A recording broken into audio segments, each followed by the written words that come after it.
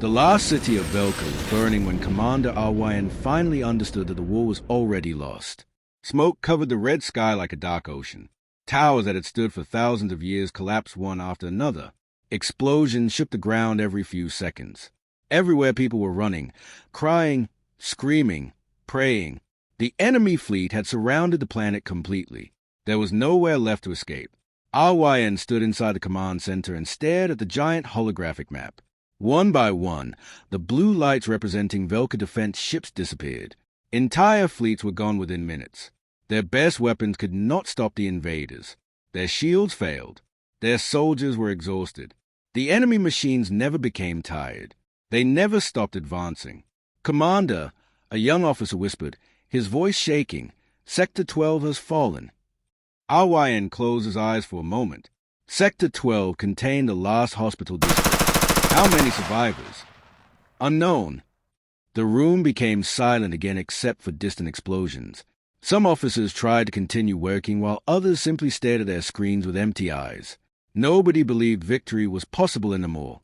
For 6 years, the Velkari Alliance had fought against the Korth Dominion, a ruthless empire from the outer regions of the galaxy.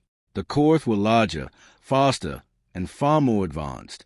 Their ships could survive direct plasma impacts. Their soldiers wore black armor that turned bullets aside like rainwater. They conquered worlds one after another, leaving only ruins behind. The Velkari had once believed other civilizations would help them. They had sent messages everywhere. Most species ignored them. Some were too afraid of the Korth to interfere. Others believed resistance was pointless. Only one species had answered: humans. At first, nobody trusted them. Humanity was still considered young compared to the ancient civilizations of the galaxy. Their technology was strange and sometimes primitive. Their ships looked ugly beside elegant alien cruisers. They used metal armor instead of energy fields in some places. They believed in dangerous ideas like last stands and never surrender. They smiled during combat briefings. They played loud music before battle. Some even painted symbols and animals on their starfighters. Many alien races thought humans were insane, but they were the only ones who came. At the beginning of the war, humans sent supplies and volunteer pilots. Later they sent destroyers and carriers. Human engineers repaired broken Velkari systems without asking for payment. Human medics treated wounded civilians day and night. And whenever a planet was about to fall, humans stayed behind to protect evacuations. Again and again, millions of humans died in battles that were not even their own. Now, however, even humanity had gone silent. 3 weeks earlier, the largest human fleet ever assembled had entered the forbidden Nereth Void to stop the Korth advance. No messages had returned. No survivors had been found. Everyone assumed the human fleet had been destroyed, which meant Velka was alone. A warning alarm suddenly echoed through the command center. Enemy dropships approaching the capital. Arwayan looked at the tactical display. Thousands of red markers descended through the atmosphere like a deadly storm. The officer beside him swallowed hard. They are preparing the final invasion. Another explosion shook the building. Dust fell from the ceiling. Arwayan slowly straightened his uniform. Fear filled his chest, but there was something even stronger than fear now. Exhaustion. Endless exhaustion. All remaining forces, he ordered quietly, prepare defensive positions around the central district. The officers obeyed immediately. Nobody argued anymore. They all knew this was the end. Hours later, the streets of the capital became a battlefield. Fires burned everywhere. Broken vehicles blocked roads. Velkari soldiers fought desperately behind barricades, while enemy walkers advanced through smoke and debris.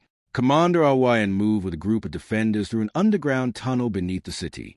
Above them they could hear explosions and the heavy footsteps of enemy machines. A civilian child clung to his mother nearby, crying softly. "Are we going to die?" the child asked. The mother could not answer. Arwayan wanted to say something comforting, but no words came. Suddenly every light inside the tunnel flickered. One of the communication officers pressed a hand against his headset. His eyes widened. "Commander, what is it?" "We're receiving signals." Arwayan frowned. "Core transmissions." "No, sir." The officer looked confused. "It's human." The entire tunnel became silent. "What?" "Multiple warp signatures detected near the planet. thousands of them. Another officer rushed toward them carrying a portable scanner. "Impossible," she whispered. "No fleet that size exists in them all." Then the emergency speakers across the tunnel crackled loudly with static. For several seconds there was only noise. Then a calm human voice spoke. "This is Admiral Catherine Hayes of the United Earth Fleet." Many soldiers froze where they stood. "We apologize for being late." RYN stared upward in disbelief. Outside the planet's atmosphere, space itself exploded with light.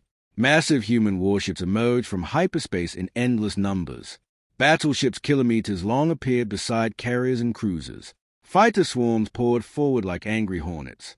Strange new vessels unlike anything the galaxy had ever seen formed massive defensive lines around Velka. The core fleet immediately turned to engage them. Then the humans attacked. The first human volley shattered entire enemy formations. Gigantic rail cannons fired metal projectiles at impossible speeds, punching through shields and armor alike. Human missile swarms overwhelmed enemy defenses with terrifying precision. Fighter pilots flew directly into enemy formations, weaving between explosions with reckless courage. The Corps had expected another desperate defense. Instead, they found something horrifying. Humanity had come prepared for war. Inside the human flagship Resolute, Admiral Hayes stood on the command deck watching battle reports appear across her screens. Status: enemy front line collapsing. An officer reported. 3rd and 5th Fleets advancing. Another officer looked shocked. The Corps are retreating from the northern orbital zone. Hayes nodded once. Press the advantage. A younger officer hesitated. Admiral, some Allied commanders are asking how we survived the narrow void. For the first time, a small smile appeared on Hayes's face. "We didn't survive," she said quietly. "We won." Months earlier, humanity had entered the narrow void knowing it was a trap. The Corps expected to destroy the human fleet there and end all resistance forever. Instead, the humans discovered something hidden deep within the void. An ancient shipyard, older than any civilization in the galaxy. The humans had spent weeks secretly activating forgotten weapons and rebuilding ancient technology with terrifying speed. Human engineers worked until they collapsed from exhaustion. Scientists barely slept. Entire crews volunteered for impossible missions. And now the result had arrived. The largest fleet the galaxy had ever seen. Back on Velka, Commander RYN emerged from the tunnel and looked toward the sky. Human ships streaked overhead like falling stars. Enemy vessels exploded across orbit. For the first time in years, hope returned. A nearby Velkari soldier laughed suddenly. It sounded almost broken. "They came back," he whispered. "The humans came back." Then new explosions shook the streets. Enemy troops were still advancing through the city. RYN immediately grabbed his weapon. "All units move. Push them back." Velkari defenders surged forward beside newly landed human marines. The humans wore heavy combat armor covered with ash and burn marks. Some carried massive rifles, while others wielded weapons that glowed blue with strange energy. One human marine removed his helmet briefly and grinned at RYN. "Heard you folks could use some help." Before RYN could respond, the marine charged directly toward enemy fire. The battle for the capital lasted 14 more hours. Street by street they fought together. Human medics dragged wounded strangers from burning buildings without hesitation. Human pilots flew dangerously low through collapsing skyscrapers to provide support. Human soldiers held defensive lines even after losing entire squads. Again and again the Corps attacked. Again and again the humans stopped them. By morning the enemy invasion had failed completely. The remaining Corps forces retreated from the surface. Cheers echoed through the ruined streets as civilians slowly emerged from shelters and tunnels. Many could barely believe they were still alive. Commander RYN stood beside a damaged human tank while rescue ships descended nearby. "You saved us," he said quietly. A human mechanic sitting on the tank shrugged while tightening a metal bolt.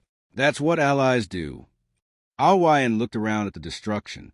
Thousands were dead. Entire districts were gone forever. Yet the planet still lived.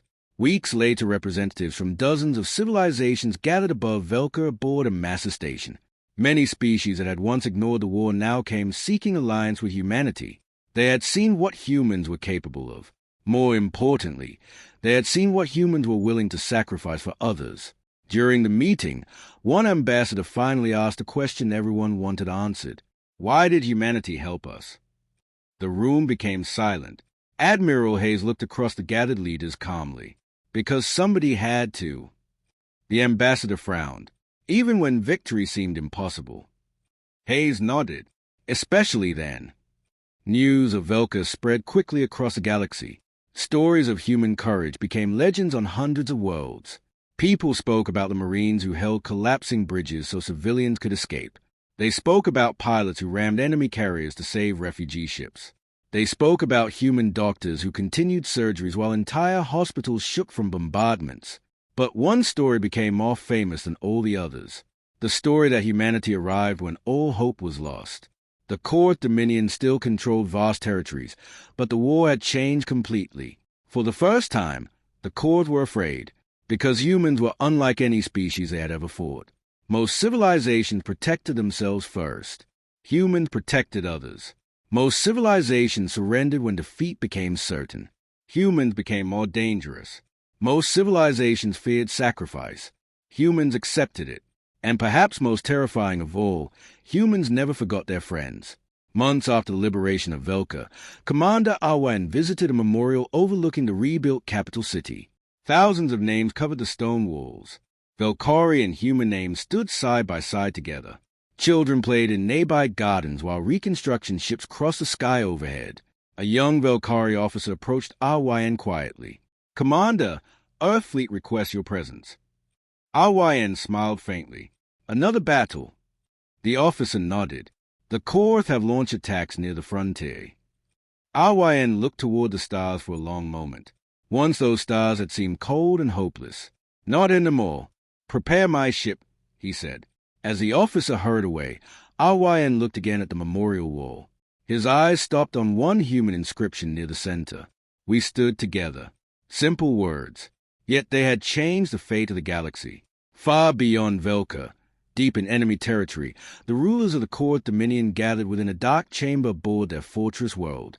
Massive holograms displayed battle reports from dozens of systems. Everywhere the same result appeared. Human victories. One Court general slammed his fist against the table. "How is this possible? Their numbers should be depleted." Another growled angrily. "Human fleets appear where logic says they cannot. Their soldiers continue fighting after impossible casualties. Their civilians willingly support the war effort despite losses." The chamber doors suddenly opened. Supreme Overlord Vakesh entered slowly. Silence immediately filled the room. The ancient ruler studied the reports carefully. Then he asked a question in a cold voice. "What do humans fear?" No one answered.